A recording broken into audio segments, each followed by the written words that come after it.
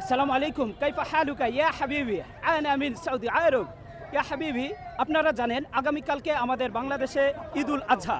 সেই ঈদুল আজহা উপলক্ষে আমরা আজকে আয়োজন করেছি বাংলাদেশ ইসলামী ছাত্র শিবির ঢাকা বিশ্ববিদ্যালয় শাখার পক্ষ থেকে একটি ঈদ মিছিল, এবং এই ঈদ মিছিলে আমাদের সামনে ছিল গরু এবং বাচ্চা কাচ্চা এবং পিছনে আমরা ছিলাম।